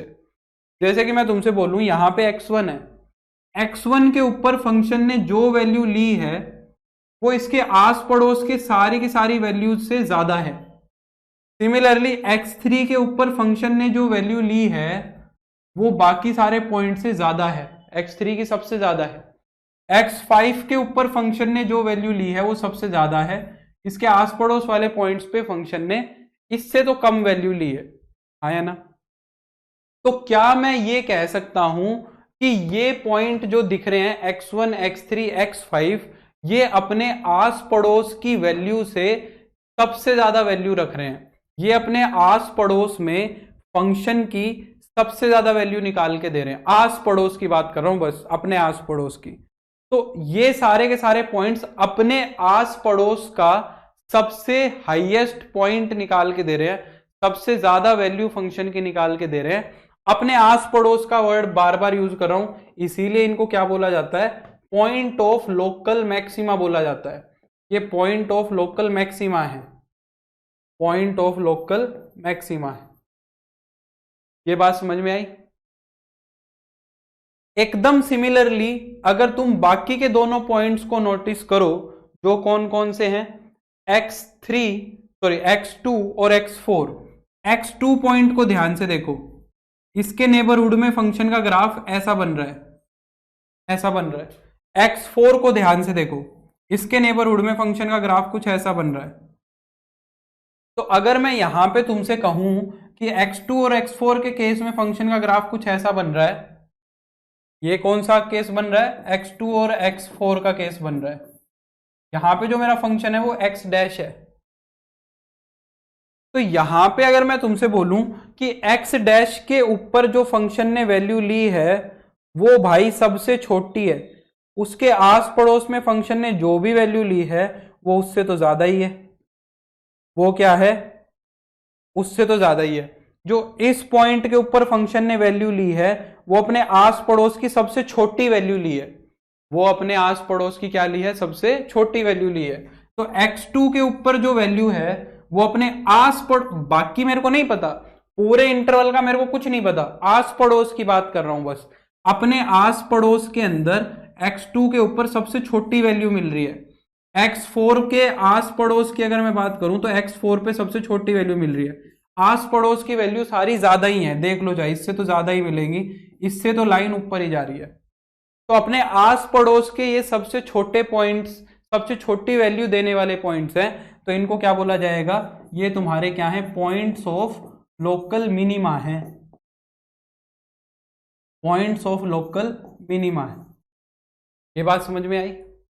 ये क्या हो गए? पॉइंट ऑफ लोकल मैक्सिमा और पॉइंट ऑफ लोकल मिनिमा हो गए। ये तो हो गए अपने आस पड़ोस की बात करने वाले। अगर मैं तुमसे पूछूं ग्लोबल, पूरे इंटरवल पे, पूरी दुनिया पे, अगर मैं पूछूं पूरी दुनिया पे सबसे छोटी वैल्यू कहां मिल रही है, या सबसे बड़ी की बात करते हैं, ए से लेके बी तक अगर मैं बात करूं सबसे बड़ी वैल्यू कहां मिल रही है, सबसे बड़ी चोटी देखो कहां बनी, सबसे बड़ी फंक्शन ने सबसे ज्यादा वैल्यू यहां ली है। तो x3 पॉइंट लोकल मैक्सिमा का पॉइंट तो है, पर वो ग्लोबल मैक्सिमा का भी पॉइंट है, एब्सोल्यूट मैक्सिमा का भी पॉइंट है। वहां पे हमारा फंक्शन एब्सोल्यूट मैक्सिमा भी देगा, वो एब्सोल्यूट मैक्सिमा का भी पॉइंट है, ग्लोबल मैक्सिमा का भी पॉइंट है। और सबसे छोटी वैल्यू की अगर मैं बात करूं, सबसे छोटी वैल्यू, फंक्शन की सबसे छोटी वैल्यू तुम्हें कहां दिख रही है? फंक्शन की सबसे छोटी वैल्यू मुझे दिख रही है ए पे। देखो ये भी नहीं इग्नोर करना है। सिर्फ ये x1 x2 x3 x4 की बात नहीं है। जब हम क्या देखते हैं, जब हम एब्सोल्यूट मैक्सिमा और एब्सोल्यूट मिनिमा देखते हैं तो फिर मैं इन पॉइंट्स को भी नहीं इग्नोर करता। एब्सोल्यूट मैक्सिमा और एब्सोल्यूट मिनिमा में यही चीज एक्स्ट्रा होती है, बस वो बाद का टॉपिक है हमारा। पहले लोकल मैक्सिमा लोकल मिनिमा पर मैं तुम्हें बता रहा हूं पहले कि एब्सोल्यूट मैक्सिमा तो मिल रहा है x3 पे, और एब्सोल्यूट मिनिमा कहां मिल रहा है? एब्सोल्यूट मिनिमा मिल रहा है ए पे। एब्सोल्यूट मिनिमा कहां मिल रहा है? ए पे। यहां पे फंक्शन ने सबसे छोटी वैल्यू ली है। समझ आ रही है मेरी बात? यहां पे फंक्शन ने क्या ली है? सबसे छोटी वैल्यू ली है। हालांकि ये टॉपिक बाद का है, हम आते हैं लोकल मैक्सिमा पे। अब हमारे को सबसे पहले क्या आएगा काम करने के लिए? हमें वो एक फंक्शन देगा और कहेगा कि फाइंड करो फंक्शन ने कहां पे लोकल मैक्सिमा लिया और कहां पे लोकल मिनिमा लिया। हमारे फंक्शन ने कहां पे लोकल मैक्सिमा लिया और कहां पे लोकल मिनिमा लिया। तो पहले तो मैं लोकल मैक्सिमा और लोकल मिनिमा की डेफिनेशन लिख रहा हूं। पहले तो मैं क्या लिख रहा हूं? लोकल मैक्सिमा और लोकल मिनिमा की डेफिनेशन। तो मुझे बताना ये बात समझ आती है कि नहीं आती? लोकल मैक्सिमा की वैल्यू लिख रहा हूं, ठीक है। लोकल मैक्सिमा जब भी दिमाग में आए तो ये शक्ल तुम्हारे दिमाग में छपी होनी चाहिए। लोकल मैक्सिमा कहीं भी लिखा दिखे तो ये फोटो तुम्हारे दिमाग में रहनी चाहिए। और ये मेरी बात समझ में? लोकल मैक्सिमा के लिए ये पिक्चर तुम्हारे दिमाग में फिट रहनी चाहिए। तो लोकल मैक्सिमा का अगर मैं कह रहा हूं x इज इक्वल टू ए, हमारा पॉइंट क्या है?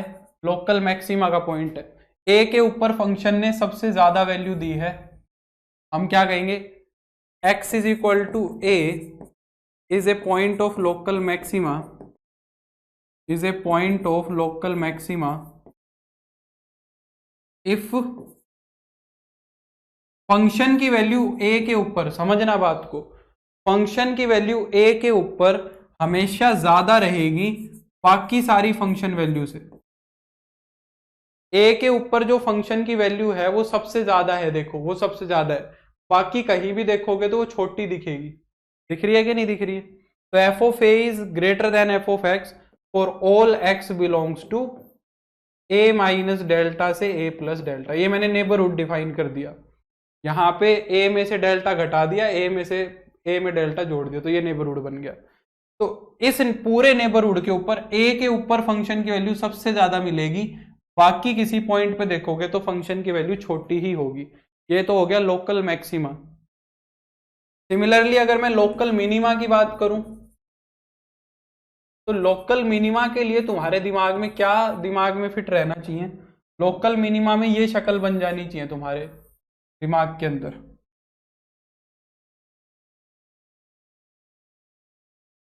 ये लोकल मैक्सिमा और ये लोकल मिनिमा। लोकल मिनिमा के टाइम पे ये दिमाग में बात आनी चाहिए। तो यहां पे मान लो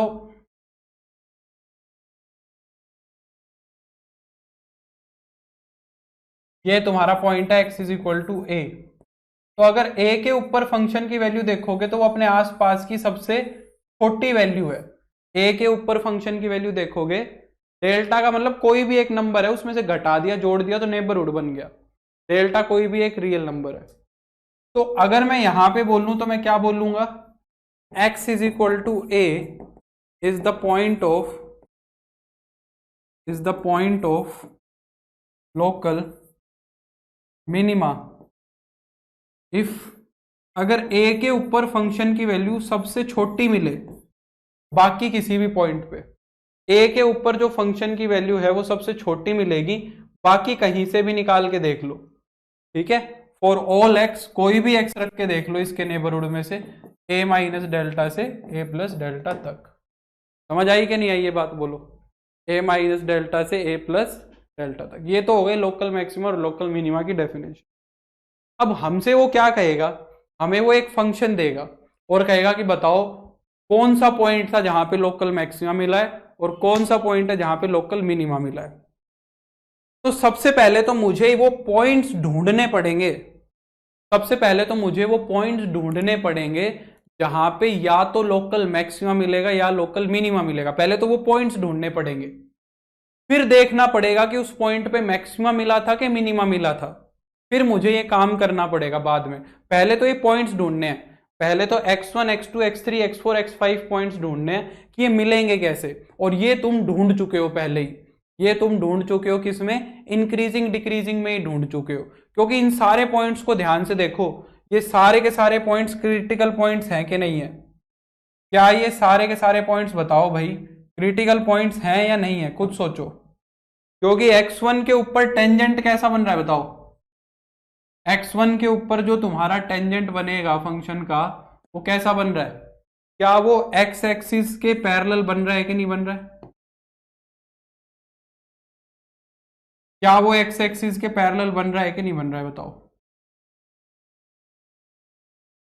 हाँ, हाथ से ही ज्यादा अच्छे से खींच देते हैं इनको। यहां पे टेंजेंट अगर देखोगे तो क्या x एक्सिस के पैरेलल है या नहीं है बताओ? और x एक्सिस के पैरेलल है, यानी कि इन पॉइंट्स पे फंक्शन का डेरिवेटिव क्या मिलेगा? 0 मिलेगा। तो ये पॉइंट्स सबसे पहले तो ढूंढने पड़ेंगे तुम्हें। ढूंढोगे कैसे? फंक्शन का डेरिवेटिव करोगे, 0 के बराबर रखोगे, x की वैल्यू निकल आएगी। जो अभी तक इंक्रीजिंग डिक्रीजिंग में किया सेम वही काम करना है, जो इंक्रीजिंग डिक्रीजिंग में कर रहे थे वही काम यहां तक करना है। अब वो पॉइंट निकल के आ गए, तुम्हें देखना है कि वो पॉइंट इंक्रीज, वो पॉइंट मैक्सिमा का पॉइंट है या वो पॉइंट मिनिमा का पॉइंट है। जैसे कि मैंने एक एग्जांपल ले लिया, सोचो। और एग्जांपल, मैं एक एग्जांपल से समझाता हूं। मान लो एक फंक्शन एफ एक्स ले लिया मैंने, 2x square minus 8x, 2x square minus 8x, ये फंक्शन है। मैंने कह दिया कि इस फंक्शन का लोकल मैक्सिमा और लोकल मिनिमा फाइंड आउट करो। Find the local maxima and local minima of the function, ये क्वेश्चन है, ठीक है।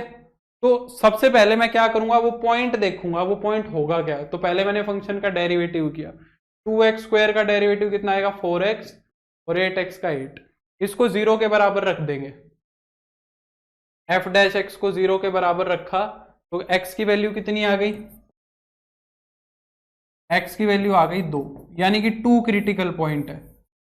2 के ऊपर टेंजेंट x एक्सिस के पैरेलल बना होगा, यानी कि 2 के ऊपर या तो ऐसी शक्ल बनी होगी या ऐसी शक्ल बनी होगी।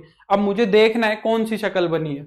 ये वाली बनी है कि ये वाली बनी है, ये वाली बनी है या ये वाली बनी है, बस ये पता करना है। अगर 2 के ऊपर ये बनी है तो लोकल मिनिमा, और 2 के ऊपर ये बनी है तो लोकल मैक्सिमम। अब ये पता कैसे लगेगा? इसको पता करने के 2 टेस्ट हैं। एक को तो बोला जाता है फर्स्ट डेरिवेटिव टेस्ट, एक को बोला जाता है सेकंड डेरिवेटिव टेस्ट। इसको पता करने के कि 2 जो है वो पॉइंट ऑफ लोकल मैक्सिमा है या लोकल मिनिमा है, इसको पता करने के 2 टेस्ट होते हैं। एक को तो बोला जाता है फर्स्ट डेरिवेटिव टेस्ट और एक को बोला जाता है सेकंड डेरिवेटिव टेस्ट। देखो, तो मैं पहले समझाता हूं फर्स्ट डेरिवेटिव टेस्ट क्या होता है। देखो, मेरे को एक बात बताओ, अगर मैं बात करूं मैक्सिमा के पॉइंट की, यहां देखो मैक्सिमा के पॉइंट की अगर मैं बात करूं तो मुझे बताओ जरा, ये वाला पॉइंट तुम्हारा ए है, यहां पे ए पॉइंट है, ए से पीछे वाला जो इंटरवल था उसमें फंक्शन कैसा था? ए से पीछे वाला जो इंटरवल था उसमें फंक्शन कैसा चल रहा था? जैसे जैसे तुम a माइनस डेल्टा से a पे आए तो फंक्शन बढ़ा के घटा।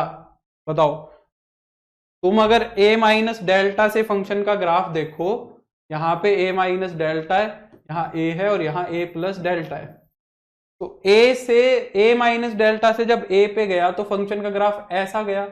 ये ग्राफ कैसा हुआ? क्या ये ग्राफ इंक्रीजिंग का नहीं हुआ?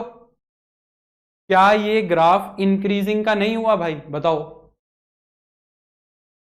और अगर फिर मैं a से a प्लस डेल्टा पे गया तो क्या फंक्शन का ग्राफ घटा नहीं, तो फंक्शन डिक्रीजिंग हुआ। अगर मैं a से पीछे देखूं तो फंक्शन इंक्रीज करता हुआ आया, और a से आगे देखूं तो फंक्शन डिक्रीज करता हुआ गया। तभी तो ये उल्टा यू बनेगा, पहले इंक्रीज फिर डिक्रीज। और जब इंक्रीज हुआ तो इंक्रीजिंग के केस में फंक्शन का डेरिवेटिव क्या बनता है? इंक्रीजिंग के केस में फंक्शन का डेरिवेटिव क्या पॉजिटिव नहीं होता है भाई? यानी कि यहां पे फंक्शन का डेरिवेटिव जरूर पॉजिटिव रहा होगा, तभी तो पता लगेगा कि इंक्रीजिंग है कि डिक्रीजिंग है। तो ए के लेफ्ट में फंक्शन का डेरिवेटिव क्या रहा होगा? पॉजिटिव रहा होगा। एग्री करते हो इस बात से? क्योंकि यहां पे फंक्शन इंक्रीज कर रहा है, यहां पे फंक्शन का जो डेरिवेटिव है वो ग्रेटर देन 0 रहा होगा, और बाद में फंक्शन का डेरिवेटिव फिर नेगेटिव रहा होगा क्योंकि वहां फंक्शन डिक्रीजिंग है, वहां पे फंक्शन का डेरिवेटिव। और बीच में तो तुम्हें पता ही है, यहां पे तो 0 बना ही होगा, यहां पे तो फंक्शन का डेरिवेटिव 0 बना ही होगा। तो ये फर्स्ट डेरिवेटिव टेस्ट की पहली प्रॉपर्टी हो गई। सेकंड डेरिवेटिव टेस्ट में फिर क्या रहा होगा बताओ? ऐसे ही अगर मैं सेकंड डेरिवेटिव टेस्ट की बात करूं तो यहां a माइनस डेल्टा है, यहां a है और यहां a प्लस डेल्टा है। तो पहले फंक्शन a के ऊपर घटता हुआ आया होगा, क्या इस बात से एग्री करते हो? क्या a तक आने से, a माइनस डेल्टा से a पे आने तक फंक्शन घटता हुआ आया है, और फिर a से a प्लस डेल्टा पे फंक्शन बढ़ता हुआ गया है। यानी कि a से पीछे फंक्शन डिक्रीजिंग रहा है। पहले फंक्शन ने डिक्रीज किया है, फिर फंक्शन ने इंक्रीज किया है। तो a से पीछे फंक्शन का जो डेरिवेटिव है वो पक्का नेगेटिव रहा होगा, और फिर फंक्शन का डेरिवेटिव पक्का पॉजिटिव रहा होगा। तो इस केस में फंक्शन डिक्रीज करके इंक्रीज करता है, तो फिर हमें क्या मिलता है? लोकल मिनिमा मिलता है। तो फिर हमें क्या मिल जाता है? लोकल मिनिमा मिल जाता है। तो जैसे कि ये वाला तुम्हारा फंक्शन आ गया, x इज इक्वल टू 2 आ गया, क्रिटिकल पॉइंट क्या आ गया? x इज इक्वल टू 2 आ गया। अगर मैं डेरिवेटिव की बात करूं तो डेरिवेटिव क्या है? 4 इंटू एक्स माइनस 2 है। मुझे बताओ, 4 2 से जस्ट छोटी वैल्यू पे बात करो, 2 से जस्ट छोटी, यहां पे अब वो नहीं है 2 से पीछे तुमने 0 भी रख दिया, 5 भी रख, -1 भी रख दिया, -2 भी रख दिया, वो नहीं है। 0 से जस्ट छोटा नंबर 1.9, क्योंकि नेबरहुड की बात करें, नेबरहुड बहुत छोटा होता है। 0 से जस्ट पीछे देखो, ये डेरिवेटिव पॉजिटिव बनेगा कि नेगेटिव बनेगा? अगर 2 से छोटा नंबर तुमने वैसे भी रख दिया तो फिर 1.9 में से 2 जाएगा तो नेगेटिव ही बनना है। यानी कि यहां पे हमारा डेरिवेटिव नेगेटिव आ रहा है 2 के लेफ्ट में। For x is less then 2 जो हमारा डेरिवेटिव है वो क्या आ रहा है, लेस देन 0 आ रहा है, यानी कि डेरिवेटिव लेस देन 0 आ रहा है तो फंक्शन डिक्रीज करता हुआ गया है, फंक्शन डिक्रीज करता हुआ गया है। For x is greater then 2, अगर एक्स की वैल्यू 2 से बड़ी रख दोगे, फिर साइड में जाके देखेंगे, इधर जाके देखेंगे, 2.1 टाइप रख दिया, 2.1 टाइप का अगर तुमने रख दिया तो फिर ये पॉजिटिव बन जाएगा। और एक्स इज ग्रेटर देन 2 पे फंक्शन का डेरिवेटिव क्या होगा, ग्रेटर देन 0 हो जाएगा। यहां पे डेरिवेटिव पॉजिटिव है, यानी डेरिवेटिव पॉजिटिव है तो फंक्शन ने इंक्रीज किया 2 के राइट में, तो 2 वाला पॉइंट ऐसा दिख रहा है तुम्हें, 2 वाला पॉइंट ऐसा दिख रहा है, तो फंक्शन डिक्रीज करके इंक्रीज कर रहा है, तो x इज इक्वल टू 2 क्या हो गया तुम्हारा, पॉइंट ऑफ लोकल मिनिमा हो गया, पॉइंट ऑफ लोकल मिनिमा हो गया, पॉइंट ऑफ लोकल मिनिमा, यानी कि 2 के ऊपर क्या मिला है, लोकल मिनिमा मिला है। और मिनिमम वैल्यू कितनी हो जाएगी, फंक्शन की मिनिमम वैल्यू भी पूछेगा, फंक्शन ने वहां पे वैल्यू ली कितनी, सबसे छोटी वैल्यू, तो मिनिमम वैल्यू कितनी हो गई, 2 को उठाओ और फंक्शन में रख दो, भाई फंक्शन की वैल्यू ही तो पूछ रहा है, मिनिमा आया तो उस पर मिनिमम वैल्यू, बाकी पूछ तो फंक्शन की वैल्यू ही रहा है, तो फंक्शन के अंदर 2 रख दो, तो एफ ऑफ 2 निकल जाएगा। मिनिमम वैल्यू कितनी आई, तो 2 इंटू में 2 का स्क्वायर माइनस का 8 इंटू में 2, तो ये 4 दूनी 8 और माइनस का 16, माइनस का 8, ये फंक्शन की मिनिमम वैल्यू है। इसके पास लोकल मैक्सिमा था ही नहीं, इस फंक्शन के पास लोकल मैक्सिमा था ही नहीं, एक ही क्रिटिकल पॉइंट था, उसके पास सिर्फ लोकल मिनिमा ही है, उसके पास सिर्फ और सिर्फ क्या है, लोकल मिनिमा ही है। ये काम करना है फर्स्ट डेरिवेटिव में, तो मैं इसकी स्टेटमेंट लिख देता हूं, ठीक है, स्टेटमेंट लिख देते हैं और first derivative test, first derivative test क्या कहता है, देखो पहला पॉइंट, 3 पॉइंट है इसके अंदर, 3 पॉइंट ध्यान रखने हैं तुम्हें। फर्स्ट डेरिवेटिव टेस्ट में क्या करना है, स्टेप 1 में तुम्हें क्या करना है, मैं लिख देता हूं, स्टेप 1 में फंक्शन का डेरिवेटिव 0 के बराबर रखोगे, फाइंड, यहां से x आ जाएंगे तुम्हारे पास x1 x2 x3, इनको हम क्या बोलेंगे, क्रिटिकल पॉइंट्स। अच्छा, मैक्सिमा मिनिमा के केस में इनके 1-2 नाम और हैं, क्रिटिकल पॉइंट्स भी बोल देते हैं इनको, इनको हम एक्सट्रीम पॉइंट्स भी बोल देते हैं, और इनको हम स्टेशनरी पॉइंट्स भी बोल देते हैं, ये तीनों नाम है इनके। इंक्रीजिंग डिक्रीजिंग के केस में बोल रहा हूं बस, सॉरी मैक्सिमा मिनिमा के केस में बोल रहा हूं, इंक्रीजिंग डिक्रीजिंग में इनको क्रिटिकल पॉइंट ही बोलेंगे। अब स्टेप 2 में तुम्हें चेक करना है कि ये मैक्सिमा का पॉइंट है कि मिनिमा का पॉइंट है, ठीक है। तो क्या होगा, देखो 3 केस बनेंगे। पहला, x is equal to x1 is a point of local minima, हमारा पॉइंट लोकल मिनिमा का पॉइंट होगा इफ या x is equal to A लिख लो, x is equal to A is a point of local minima if for x is less than a, जो हमारे function का derivative है वो क्या है, लेस देन 0 है। मैं यहाँ पे साथ साथ तुम्हें समझा भी रहा हूं बना के, यहाँ पे मान लो a पॉइंट है, तो a से छोटी वैल्यू पे फंक्शन का डेरिवेटिव नेगेटिव आना चाहिए। फंक्शन का डेरिवेटिव नेगेटिव आने का मतलब क्या है कि फंक्शन डिक्रीज करता हुआ आया है ना। और for x is greater than a पे फंक्शन का डेरिवेटिव क्या हो जाना चाहिए, पॉजिटिव हो जाना चाहिए, यानी कि फंक्शन क्या करता हुआ गया, फिर ए से बड़ी वैल्यू पे फंक्शन इंक्रीज करता हुआ गया, तो ये लोकल मिनिमा का पॉइंट बन जाएगा। दूसरा क्या केस बन सकता है, x is equal to A is a point of local minima, local maxima, ये लोकल मैक्सिमा का पॉइंट होगा if for x is less than a, अगर x की वैल्यू a से छोटी है तो फंक्शन का जो डेरिवेटिव है वो ग्रेटर देन 0 होना चाहिए।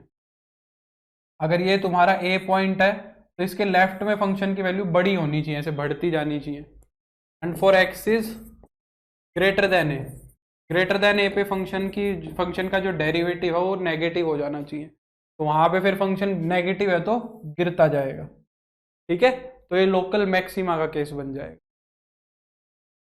कई बार क्या होगा, कुछ गड़बड़ भी होगी यहाँ पे, कई बार तुम्हें कुछ गड़बड़ भी देखने को मिलेगी। क्या होगा, x is equal to A is a point of inflection, एक ये नई चीज है, पॉइंट ऑफ इन्फ्लेक्शन भी हो जाएगा कई बार तुम्हें क्या मिलेगा, फंक्शन का डेरिवेटिव लेफ्ट में भी नेगेटिव और राइट में भी नेगेटिव, लेफ्ट में पॉजिटिव और राइट में भी पॉजिटिव, इंक्रीज कर रहा है और इंक्रीज ही कर रहा है, डिक्रीज कर रहा है और डिक्रीज ही कर रहा है, बदल ही नहीं रहा है।